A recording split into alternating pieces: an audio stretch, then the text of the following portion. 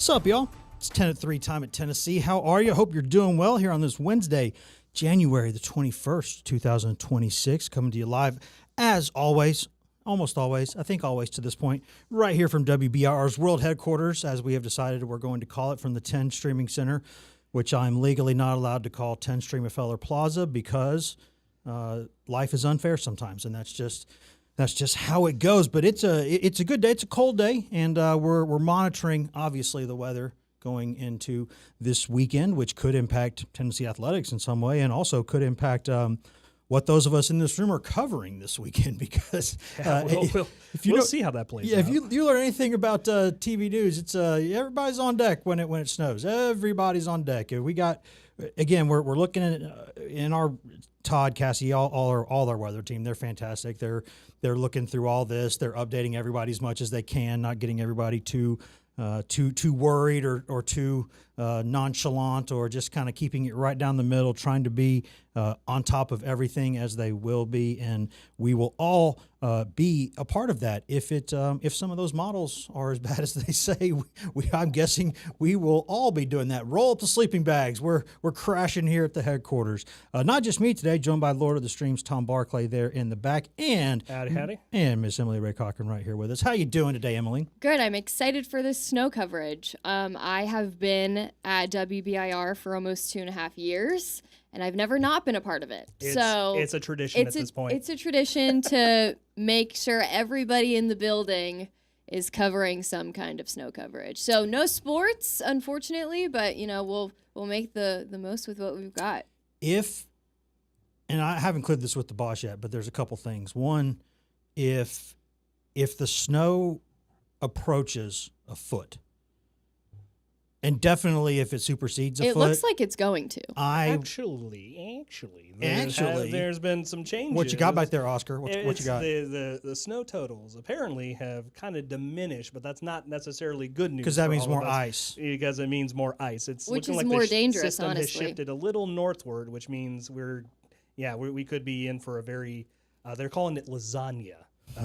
Who's calling it that? That would be our folks in our meteorologist. See, Todd but if it goes Cassie. that bad, then I'm going to hate lasagna forever now, and I love lasagna, and they can't. But it's all three. It's the snow, the sleet, and the ice. So well, get ready if that. Ends that's up almost being a the worse case. situation than Yes. just Oh, no, having. it is. Yeah, I mean, ice storms are the absolute worst. Yeah. Yes, they shut down cities for decent periods of time. So, but my point was, if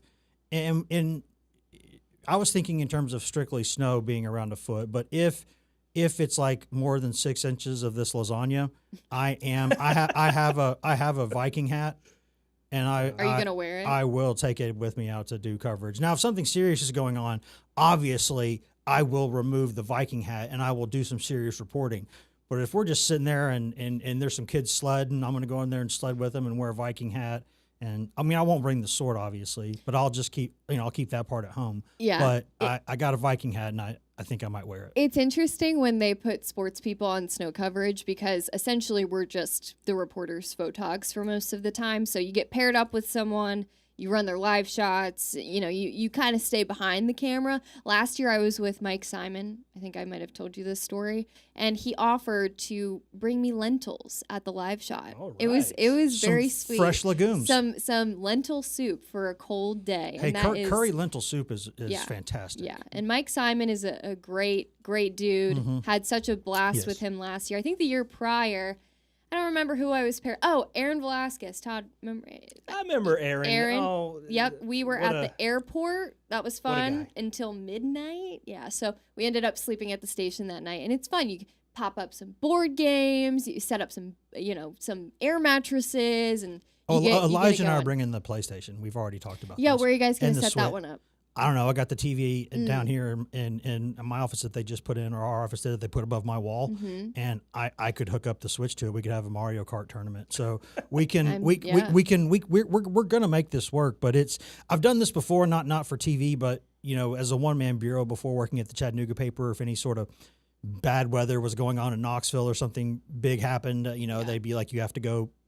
Go figure that out. Go write something about this, or I'll cover the SEC tournament obviously when the tornado hit, and so that became the story pretty quick down there that night. I remember walking around, and actually I met Don Lemon that night because he was out there outside the CNN building down in Atlanta. Random. And I was walking around, and I was like, hey, there's that guy. And so, yeah, it's just kind of funny how things go. I mean, obviously it's not a funny situation, but it's interesting because we are, at the end of the day, I guess, reporters, no matter what. And no matter what it is, we got to go report on it. So, this is, hopefully everybody stays safe. Hopefully everybody gets their milk sandwiches. And I would seriously recommend that everybody go this time. Sometimes we freak out when we really maybe don't necessarily need to.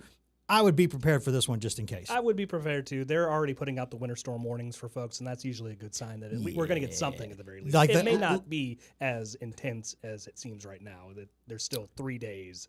Well, yeah, but hopefully the plateau at least spares us a tiny bit. But this system is so big, I don't think it will. Nope. But I mean, we got plenty of time to do that. I just wanted to make sure we were doing our PSA up on the top. Yeah, because we'll be out there in the trenches this weekend, so it'll be a fun time. And I would hope that people have some sort of weather app on their phone that sends to us. Obviously, you should have the 10 News app and the WBIR Plus app, and if you have those, you will get your weather notifications that way as well. But just in case somebody doesn't have those things set up, go get those things set up. Be prepared. It's just a little PSA, little reminder. Not everybody who listens to this or watches this show obviously is in East Tennessee, but most are in this Southeast region at least. So it's coming. It's coming. Yeah. It's big. So we got a lot to talk about in this show. We're going to talk a little bit about obviously JP Estrella. Emily, who is in here with us, did a wonderful story sitting down with JP Estrella. Played a fun game with him. We're going to get to that.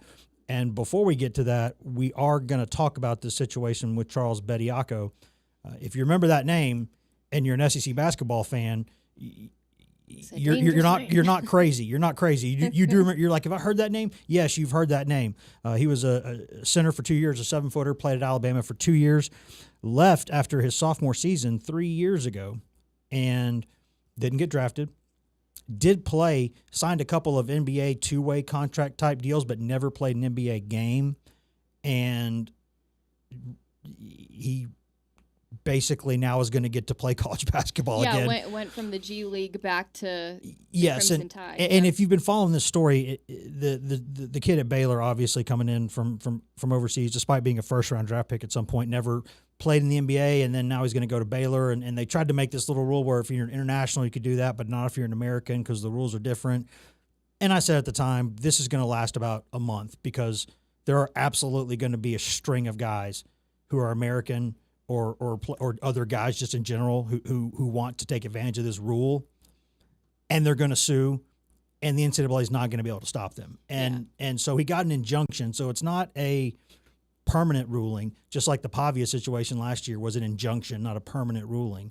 And they're still, he and Aguilar and others are still waiting on that situation for their future potentially. But with Bediako, he did get the injunction. Aguilar did not. Bediako gets it. He will basically, despite being a professional for the past 2.5 years, he didn't play in the NBA, so they're saying he can come play for Alabama. So we'll see if he can get up to speed and get playing. But he's been in the G League, so I'm guessing he's in shape.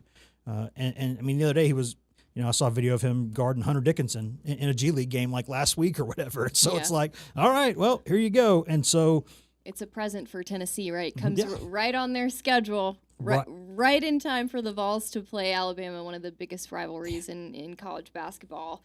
And you mentioned, it's not permanent. I think the court hearing is January 27th. So Correct. I think that's 10 or so days where he's eligible to play for Alabama, which is just funny because it's like, if you're Nate Oates, are you going to make that decision to play him? 100%. Even if you don't know if he's going to be able to play the rest of the season. 100%. Is it worth, kind of cheating the system a little bit to get a win on your record? Super interesting to think about. But yeah, it just, to me, doesn't make sense. Obviously, you mentioned Aguilar not being able to have the opportunity, Bediako getting this opportunity. It just feels very wishy-washy, kind of proves that the system and the NCAA is a little bit broken in a way, and it's definitely funny that it also lines up right in time for this game against Tennessee. That may or may not happen due to the weather, so we'll have to see. We'll see. Maybe the weather gods will put their stamp on it and say that they don't approve of this. I don't know. We'll see.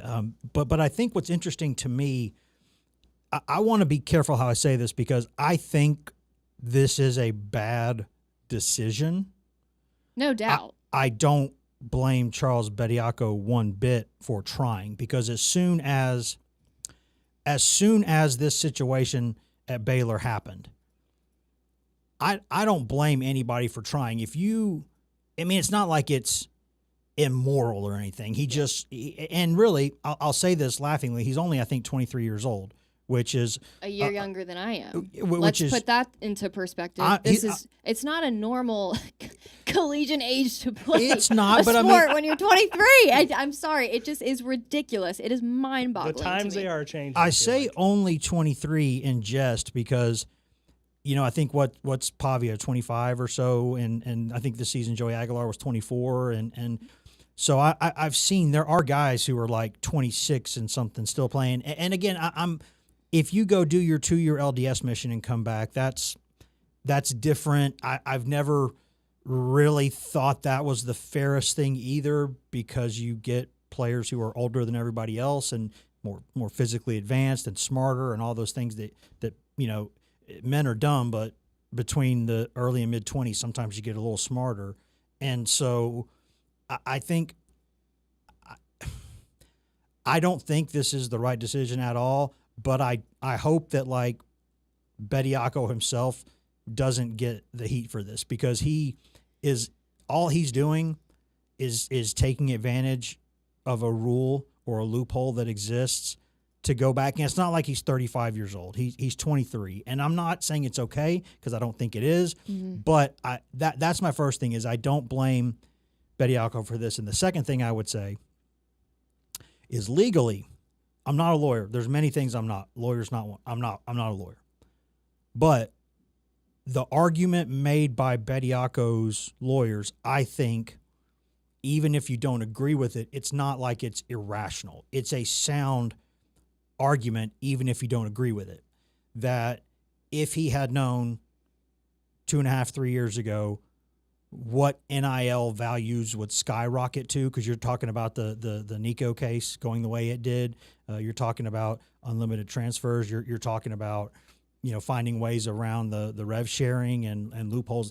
If he had known financially what the deal was, he would not have gone in the first place. Yeah, but that's just the way times have changed. I mean, I feel I like agree. A player who, 10 years ago can't just be like, oh, let me have an opportunity at this now, because, things have changed. Like, I get that he's 23 and he's just like a few years removed, but any player can make that argument. Any former player can make that argument. So it just doesn't, I feel like if it was less time removed from college basketball, it would make a little bit more sense, but he's been gone for 2.5 years.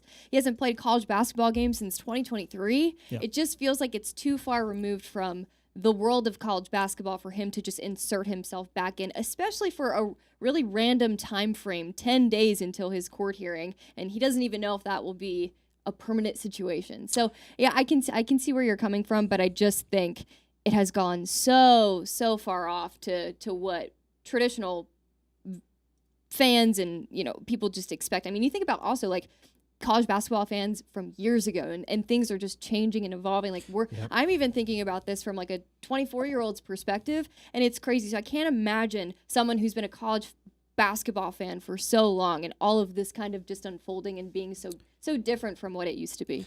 Yeah, I think my issue with this, and again, I want to be clear about this. I don't think that Bediako should be allowed to play. I don't think the young man at Baylor should be allowed to play. I don't think Diego Pavia and Miles Kitzelman and others should have been able to play last season. I don't think Joey Aguilar should be playing next season. That's my opinion on that. Now, being responsible, I will say that when you look at Bediako's argument in particular, I think it is at least something worth hearing. And I think if we want to have fair conversations about this, you have to say, yes, 3 years is not a super short period of time. It's what I'm trying to do the math here. It's an X%. It's a significant percentage of this young man's life in terms of years on this earth. Yeah, I mean, but he chose to move on right when I got this job, so I've never covered a game with this kid in the Crimson Tide. And it's but I think legally, then you get into a situation where you're like, okay, where's the line then? Is it 2 years? Is it 1 year? Is it 3 years? And what's really the difference in 2 years and 3 years? And then when you do that, what's the difference in 3 and 4 years? And at some point, this situation becomes so foggy you can't see anything. And there needs to be crystal clarity on this. And I would have thought that declaring for a draft, getting professional checks, I thought that would have been a pretty clear red line. Now, for whatever reason, it's not. Yeah. But okay, if that's not where the line is, let's find the line. Let's find the line. Everybody get in a room and nobody gets to leave until you come out and tell us where the lines are, and then people can start adjusting. Because you can't toothpaste does not go back in this tube. This is a different era. We know that, and it's going to be, and if you don't accept that, you're just not, I hate to say this, but if you can't accept that, then you probably ought to find something else to do because this is not changing. But there might still be a way to at least draw where the lines are so everyone can know that and adjust to it. Yeah, and I think that's part of the frustration is nobody knows. I mean, it's going in so many different directions, and it's falling into players. It's working in their favor and not working in other players' situations. And so I think that's where the frustration from the fans comes from. Is like, okay, well, what about Joey? What about Zakai Ziegler last season? What about he was looking for those special NIL opportunities in his fifth year. Why couldn't we give him, an extra year? So I think you're right with the lines. And I feel like also mentally, just aside from the NBA and the G League games that he played, like all of that removed, I just see you haven't been in college basketball. You haven't been associated with college basketball for 2.5 years. That enough, like my brain just signals that that's an issue. I don't know if that makes sense, but no, like it does. It since does. like literally haven't played in a college basketball game since 2023, that I feel like that should be enough to. I mean, that is enough for people to be like, "What the heck is going on here?" I think, and I think I can probably end the segment with this. I think it gets really difficult when you start to think and have a real conversation about when you really boil it down, who had a better argument. Bediako or Zakai Ziegler? Who had a better argument? Because Zakai Ziegler did play 4 years. Now, one of them was ended early because of an ACL tear, but it happened late in the season. But he also did not get NIL opportunities. Imagine if he'd been able to play for Tennessee this year, how much cash he would be making. A lot. And not just from Tennessee, from legitimate NIL opportunities around the region, around the country potentially, an underdog story. So yes, he did get to play technically more college years than Bediako, but he never tried to leave. That's what I'm saying. I feel like it feels different, and you almost want to root for the players who haven't left yet. Yes. Like it just feels worse when you remove yourself for so long and you try to come back versus this Zakai Ziegler situation where he was off for all 4 years and is just trying to stay before he has a chance to even leave. And that's where it gets really tricky, is who really had the better argument there, because both of them were denied NIL opportunities because of timing. But I mean, on one hand, Bediako didn't get to play 4 years, but on the other hand, he chose not to play those other years. So it's not, when you break it down like that, it gets really difficult, and that's why these lines need to be clear, because this is just kind of, whether it's fair or unfair, that's not for me to say. It's just unfortunate that we don't know, and there's no clarity, and the people nominally in charge of this can't agree or figure out what anything is. So at some point, just tell us what the rules are. Just, like if you start a race, you want to know, am I running 100 meters? Am I running 200 meters? Is this a mile? Is this a marathon? Is this an ultra marathon? What is this? Where's the finish line? What are the rules? Can I tackle the runner next to me? Can I trip them? Do I get to sip water at some point during the race, or do I not? Like, what do we get to hold weapons? What are the rules? No one knows. No one knows. It's wild. But we got a lot more to discuss, including a 7-footer who there are no eligibility questions over Tennessee's J.P. Estrella. We will discuss that because Emily's done great work on a story with him recently, and we're going to show that to you right when we come back. All right. Secret time. Secret time. Secret time. 2 minute secret time. Yeah, 2 minutes. Our YouTube audience. Yeah. We got 2 minutes of hot mic secret time. Hot mic secret time on YouTube. Oh. Our folks on WBR Plus are watching an ad right now. So we still have to watch what we say. Oh, Yes. absolutely. YouTube audience out there, don't clip this. Yeah, so we do have to still, I can't, say some, you don't want to be out there speaking like a sailor or a construction foreman, but we get to, we get to, just be casual and say that I am fascinated. I do feel for Zakai Ziegler a lot. Oh yeah. Oh yeah. But it's when you sit there and say which guy has a better argument, I don't know the answer to that, but I know that for whatever reason his case went the way that it did, and Bediako's went the way that it did, and then I've got the other thing that we can't get around here is we do. This is a judge from Tuscaloosa making this ruling, and so I think again, I don't know that man or woman could be an Auburn graduate for all I know. Well, we've already seen courts and judges having differing opinions on how this plays out. Yeah, like the Duke issue with the quarterback there, Mensa, who's been sued by Duke because he's trying to get out and go to Miami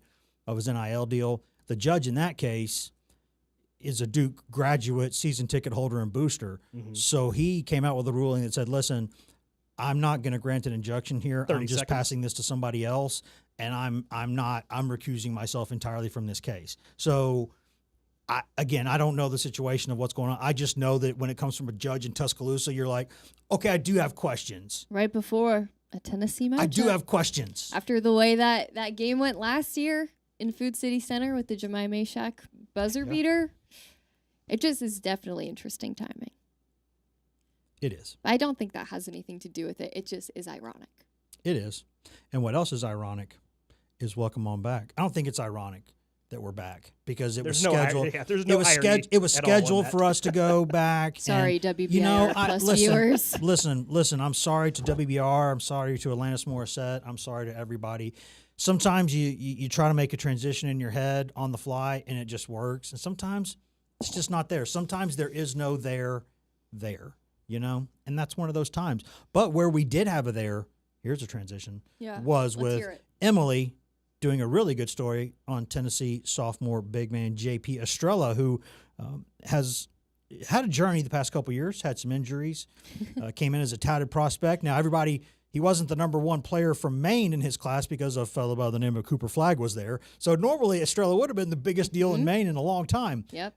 Close second. But Cooper Flagg's there. So, sorry, bud, you're second. But still a big prospect. He's had a lot of things going on. His attitude for Tennessee throughout all this has been really good. Yeah. And you got to sit down for a while with him. We'll go ahead and play the game really quickly of how well he knew his teammates. And then we'll come back and discuss that and much more about J.P. Estrella. But here's the really good work, really good story that Emily did on J.P. Estrella. We're going to play a quick game. Okay. Because I feel like you'd be the perfect person for this game. All right, bet. So this is for you. Deal. What type of game? Okay, so it's going to be like a guess the teammate kind of game. So I'm going to give you a fun fact about one of your teammates, and you have to write down the name of who you think it is about. Okay. Okay. I have my questions ready. Are you ready? I'm ready. And are they all different? Yeah. Okay. Yeah. You don't read the fun facts on the Tennessee bios, do you? No, okay. I don't. That's where these are from. Okay. Which teammate enjoys building Legos on his free time? Building Legos. I'm trying to think of whose house has Legos in it. This is a tough one already. I think when I went to his house, I think he's had Legos in it before. Okay. Okay, ready? 3. No, but yes. 2, 1. No. Who was it? Jacoby. 0 for 1. That's okay. It's not great. Which teammate wants to become a therapist after his basketball career? See, this is therapy. I thought these are kind of not easy, but actually, do you want a hint? Yeah, I'm getting a hint. A freshman. Definitely not Troy. It's got to be him then. No way, Dwayne. No, yeah, ooh, Clarence. No. Okay. Okay. Final? I'm just gonna rip it then. Okay. Rip it. No. See, It was Dwayne. Dwayne wants to be. You said, and you even said. No, I need to talk to Dwayne because Dwayne's in the locker room right now. I'm gonna talk to him after this. Wow. Okay. I guess I gotta get knowing my teammates better. Which teammate has 3 siblings whose first names all start with the letter T? 3 siblings that start with the letter T, not V. Does Troy? Troy's name starts with T, so it makes sense. Go ahead. Yep. You got it. Yeah. Okay. You got 3 more. Okay. Which teammate has to take a shower before every single game as a superstition? Ooh, a lot of people do that. I do that. I mean, I've seen him do it. Okay, I'm just gonna go with this one. Yeah. I forgot that's what you guys call it. Let me cook. Yep, that was good. And that was quick. Which teammate reverse back squats 2.5 times his body weight? 2.5 times his body weight. Wait, no. Second guessing? Yeah. Wait, no, I was right, I think. I think you should erase what you started with. Okay, thank you. Okay, that was. Just gonna give you a little hint. Okay, I'm thinking about someone that's very light on our team that is pretty strong. No, it wasn't Gavin. Bishop. That makes sense. Well, I'm a terrible teammate. This one is like a little bit of a trick question, just a heads up. Okay. Okay. Which teammate was born 11.7 pounds and 24 inches long? Wait. Yes! I know about myself. When You're you said trick question off a rip, I was thinking, okay, this might be about me, but I also am teammates with some pretty tall dudes, so Yeah. I was thinking about it. Well, I hope you had fun. Did it? I had a blast. That was a really, really fun time there with Emily and with JP Estrella talking who he knows and who he doesn't know on his team, and some trick questions there. Although the point that he made about, well, I know I was a big baby, but I got a lot of big dudes on this team also, so it could have been. He's like, I think that's me, but I don't know. Yeah, I was debating. I wasn't gonna say trick question if he was doing well, like for the rest of the answers and questions and stuff. But since he was kind of not getting all of them, I figured I'd throw him a bone. The only one that surprised me that he didn't get was Boswell. Yeah, because Bishop he's a brick outhouse. Like that kid is like 6'3", 6'4", and just strong. He said I should have got that one. Yeah, that was the one that surprised me, but that's okay.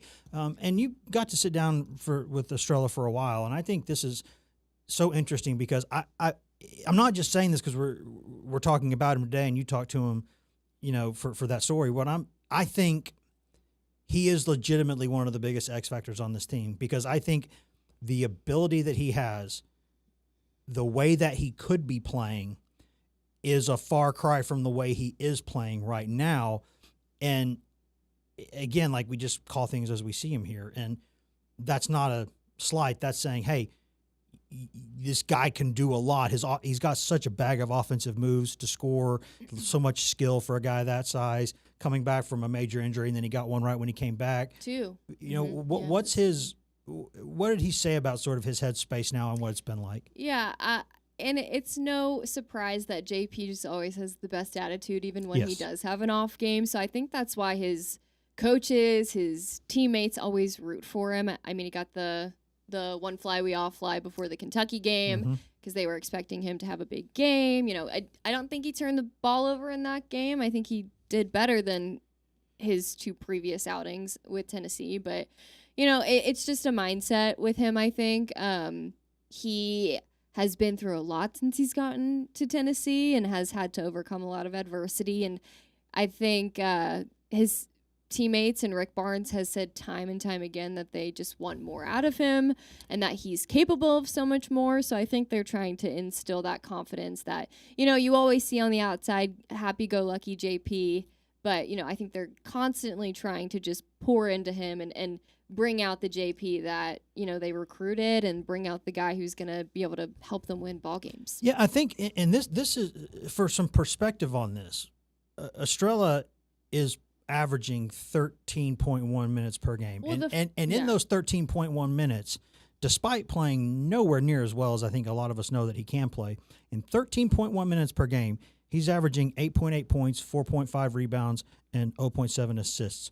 In 13 minutes, that is tremendous production. Now, there's obviously defending, which he's got to get better at, got to get a little more kind of laterally quick and aware and, be a better. There's things that he can and needs to do better because it's not just, if it was just about scoring and minutes, then that would be, that'd be playground ball. Like, there's more to this, especially when you play for a guy like Rick Barnes. But what does he think about the way he is playing right now and sort of the way he's, handling all this mentally? Because he is, as we all know, a fun-loving kid, and there ain't nothing wrong with that.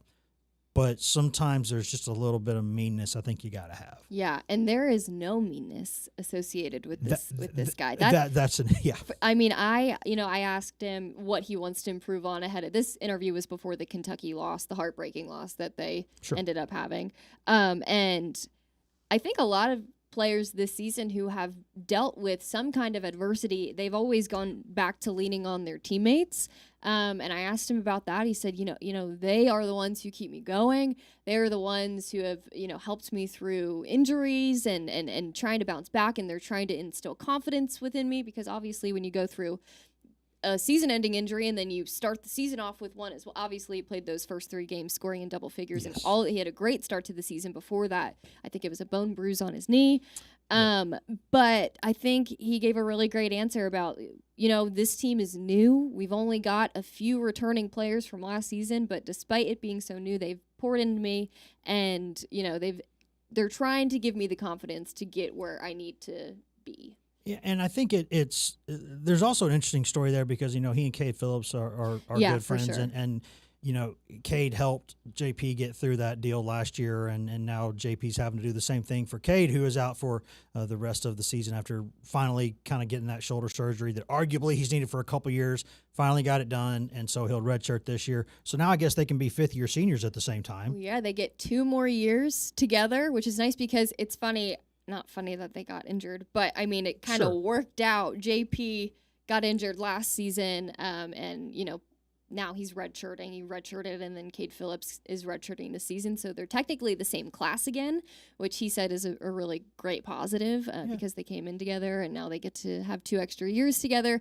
But he said, I asked him how he was dealing with it and how he helped him through it, and he said, I just told him I loved him and that I was here for him, and that he's going to be able to come out better on the other side. And, getting the surgery was I'm sure the smartest thing Cade Phillips could have done for his basketball career. Yeah, and the only thing I have questions about, and we'll, at some point there will be a good time to ask this question is why wasn't it done sooner? Maybe they wanted to see, could it have been done in the offseason to avoid all this, or because he's been wearing that thing on his shoulder for a long time, going back to early last year. It's been there, but I can see an argument why they would say, okay, let's get you right to the line where you can redshirt or you can't. Like, let's get right on the south side of that line, and then if it's at a certain place, finish the season. If not, cut it back and, get it cut and fix it and go on. And I think I can understand that argument too. So I don't want to sit here and act like I know more than they do about medicine because full stop, I do not. Mm-hmm. So I'm not a lawyer or a doctor, barely a reporter. I'm a dad, technically, a decent one, I think, a husband, an okay one, I think. But other than that, this is just not much of anything. I don't think. Hey, you got your own show, Wesley. That's true. That is true. But I do think that when you think about what this Tennessee team is going through, again, it absolutely does not excuse the team being out of the top 25 for the first time in 4.5 years and for the first time in 91 polls. I think it doesn't excuse every loss except the Florida one. It doesn't excuse them finding ways to lose because they do have enough still, more than enough, I think, and I've said this, I'll keep saying it, I think there's a top 10 team in there if they play the way they're capable of playing. But I will say, if you want to be fair and look at the full perspective, I think you have to say, for the second year in a row, they had a front court in mind, the way they built it with the roster construction, and a big piece of it was gone. And that was Estrella last year, and really could have used his offense in the post last year.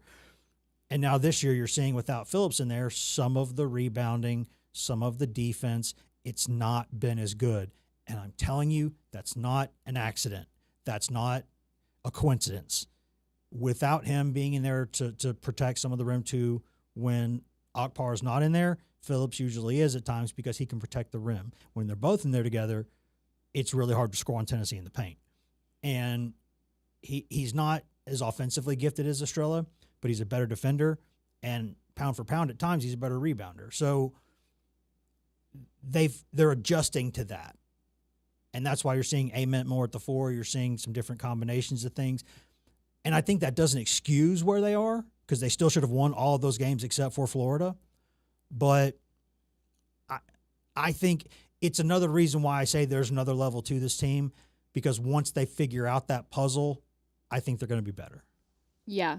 You mentioned, I think, just some parts about this team also being really young and not knowing what to do in those game situations. And Rick Barnes, I'm sure he talked about it earlier this week, but saying that there's just not a lot of veteran presence and, rarely any, no 4th or 5th year guys on the team this year. That have been with the program. Yeah, right now. So he said one of those guys in that game that they would have no doubt, came out on the other end against Kentucky. So it's definitely interesting to kind of feel out how this team's going to be, because you've got fans on one side saying that, they're just not going to be the team that they were last season, and it just kind of adjusting and things like that. But at the same time, this is a completely different team. So I don't know what, people were really expecting. Also, JP, it's funny to think about JP being a returner and like a leader on this team too, because I feel like just yesterday he was a freshman and he's still got kind of he's still kind of got a baby face. It's just packaged into a 7-foot frame. For sure. But he said that him and Cade were kind of trying to adopt that Jemai Mashak, Zakai Ziegler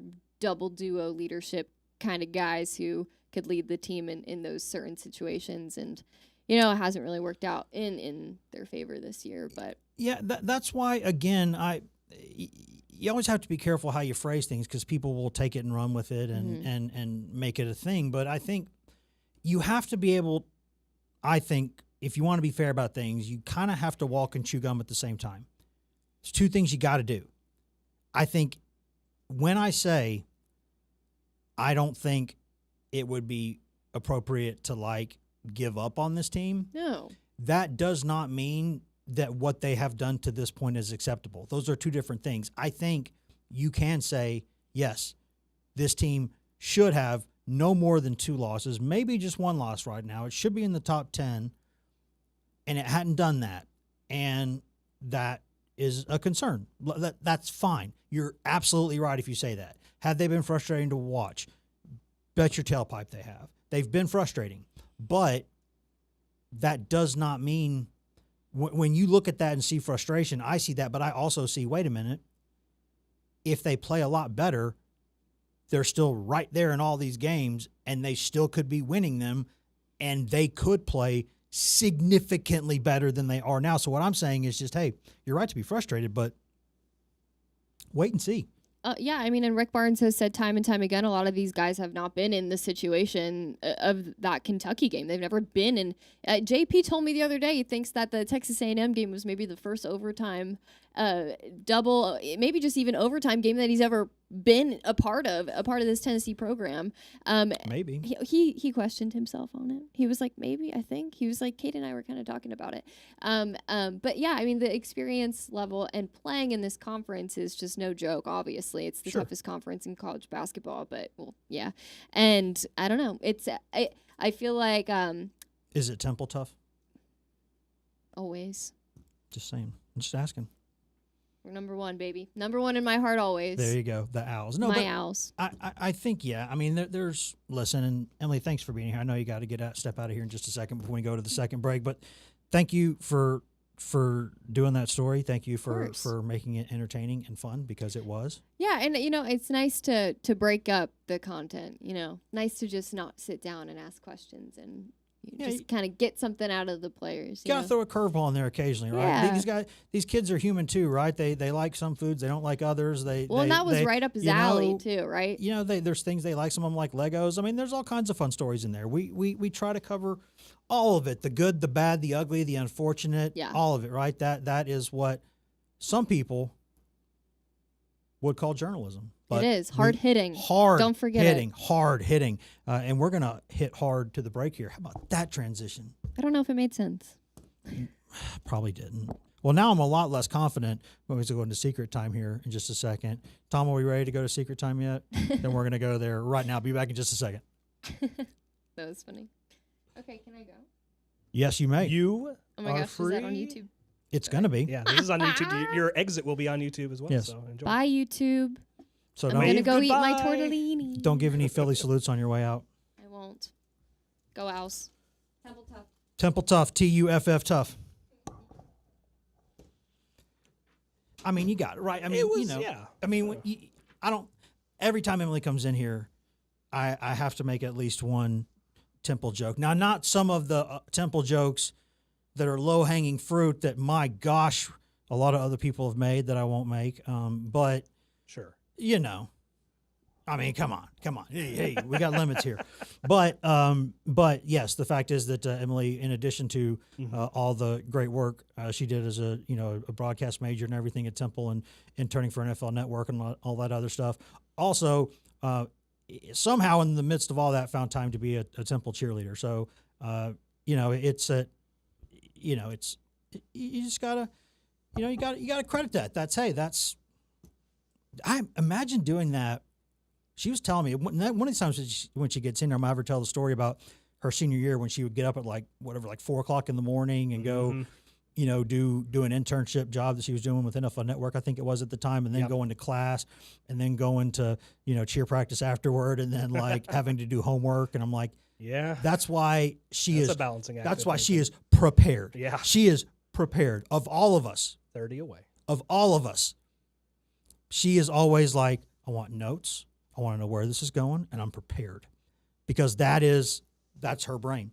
Whereas, Elijah and I are both like, come on, turn it on. We'll find something to talk about. We're good. Don't worry about it. Reminds me of doing radio with Swain. Used to be like that. It was just that prepared mindset and how we had completely different ideas. Welcome back to 10 at 3. Here on a Wednesday, January the 21st, 2026, sitting in here with Tom Barr, Clay now, Lord of the Streams, just me and just Tom, because Emily has gone to do some of the other work that it is that she needs to do. Because, as we mentioned earlier this week, we got a lot going on. And if I'm being honest here, if you can be one thing in this world, it should be honest, right? If you can only be one thing in this world, well, I would think it'd be a good person, but I would think honest falls under that category. So I'll say that hand in hand there. Yeah, do well and do good, right? That's sort of the point of all of this. But I have been known in the past few months to occasionally pester our weather team and be like, "Come on, at some point, let me get in the box and swing with you. Come on, I'm not going to be the one." You aiming to be a Met? Well, no, I don't. No, I don't want, and I don't need to be anywhere near like, okay, what's this model say? What's this going to do? What I'm saying is, once that has been presented and packaged and prepared, let me go out there and point at some numbers. Let me go out there and point and look here. Look, this is going. I just guess what? I want to go to the, but no, I want to go to like when I said that, I was thinking go up on the green screen and be an idiot. I was not thinking, and to be fair to them, I did not specify that do not be fooled by the beard. Do not be fooled by being raised basically on a farm. Do not be fooled by being raised in and around farms in this region of the country. I don't like cold weather. Yeah, we've had this conversation a few times before. I don't like it. I don't want to be in it. I don't want anything to do with it. And so if I go out there and if they put me on a camera and John or Robin or Todd or somebody asks, "So Wes, how you doing out there?" I'm going to say bad. Bundle up. Still, I'm going to be out there saying, how am I doing personally? That's not maybe what you asked. Maybe you want to know about the people out here in the community, but I'll tell you on the front end, I don't like it. I do not care for it. But you know what? Maybe that'll make good TV. I don't know. Or maybe they'll be smart and have me nowhere near. Surely find out. Maybe they will. Maybe they'll they'll let discretion be the better part of valor there and say, why don't you just hold the camera while somebody else talks?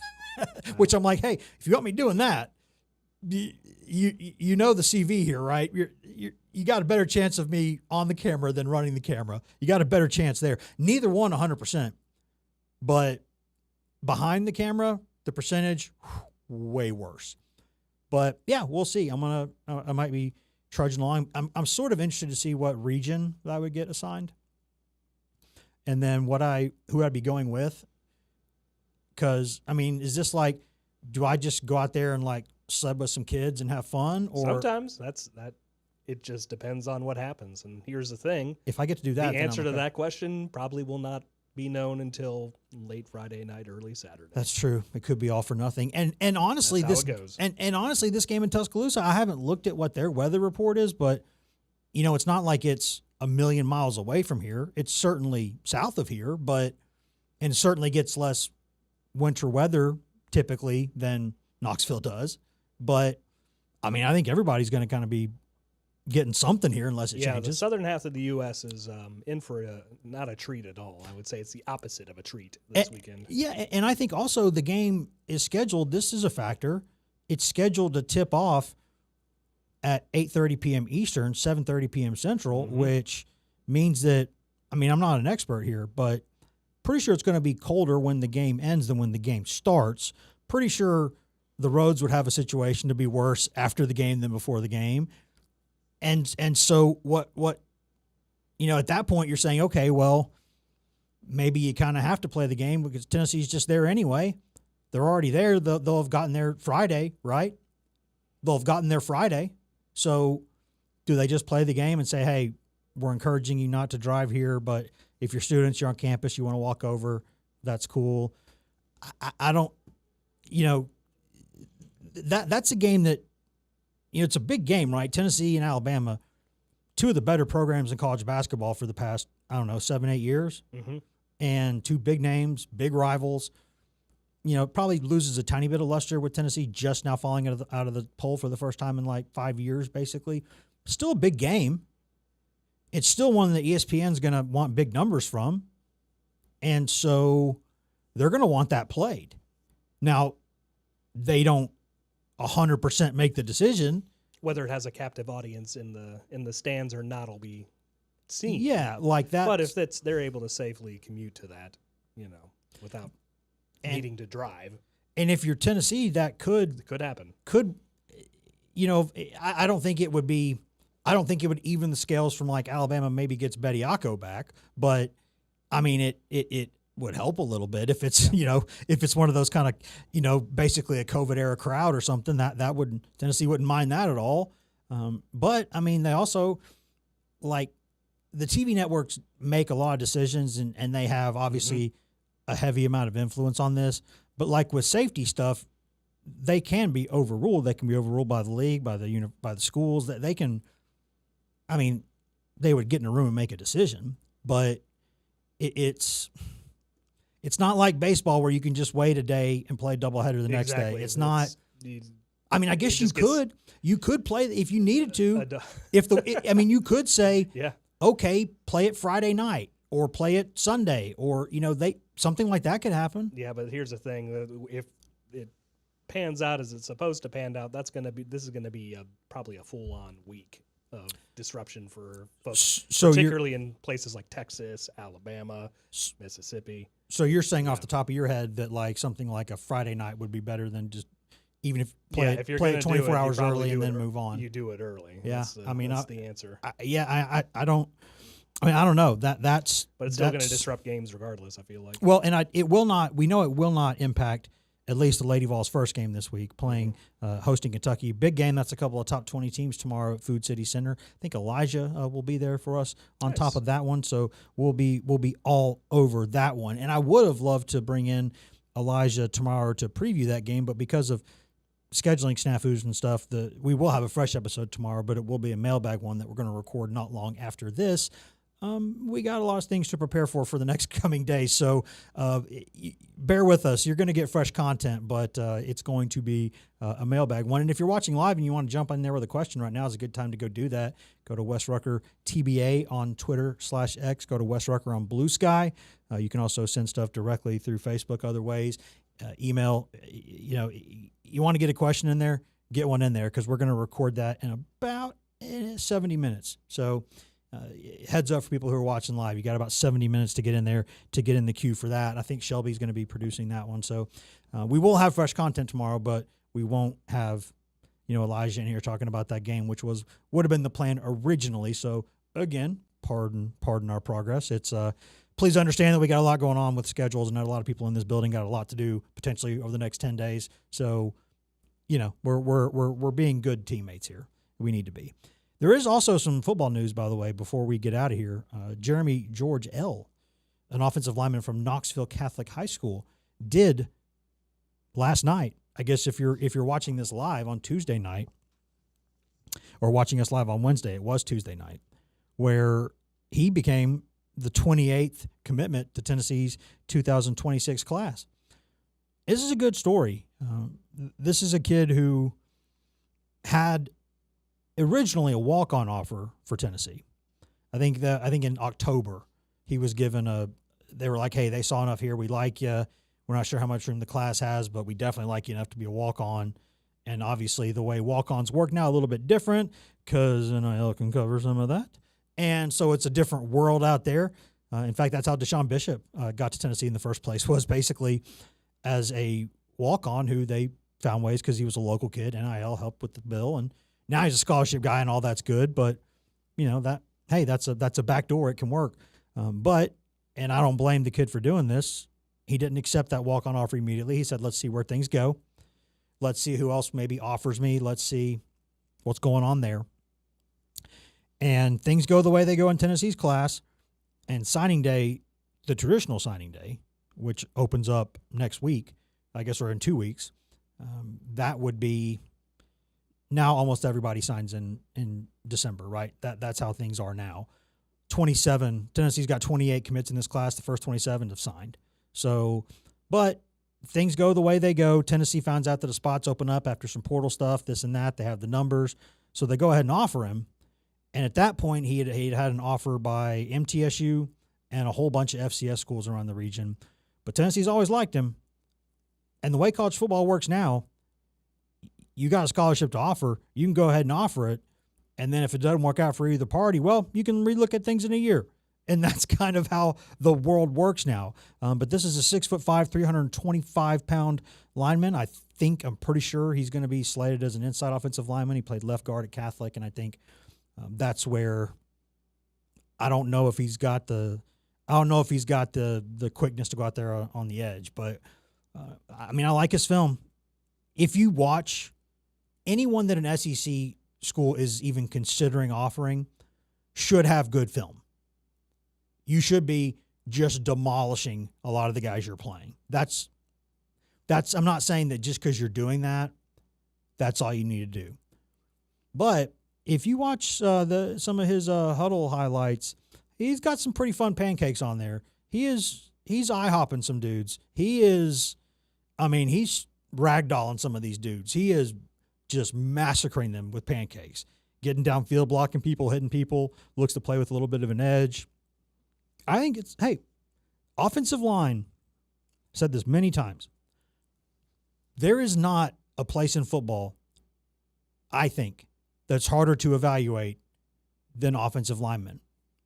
And the proof of that historically has been the NFL draft and the NFL level, because the NFL draft and NFL rosters are full of offensive linemen from small schools, because so many things go into making an offensive lineman. And physically, the way they are at 16 to 18 to where they are at 22, 23 could be miles different, because very few of these guys come in with the exact size and proportions that you want. Normally, it's a kid who's either too skinny and you're bulking him up, or a guy who's a little too chunky and they're trying to slim him down or change the ratio. You know, you don't want to change the weight, but you want to change the way it's packaged. You know what I mean?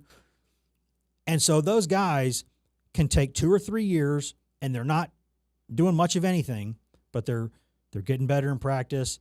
They're waiting behind a couple other guys, and then in 2 or 3 years, boom, they look like All-Americans. This does happen, and it happens more, I think, at offensive line than anywhere else.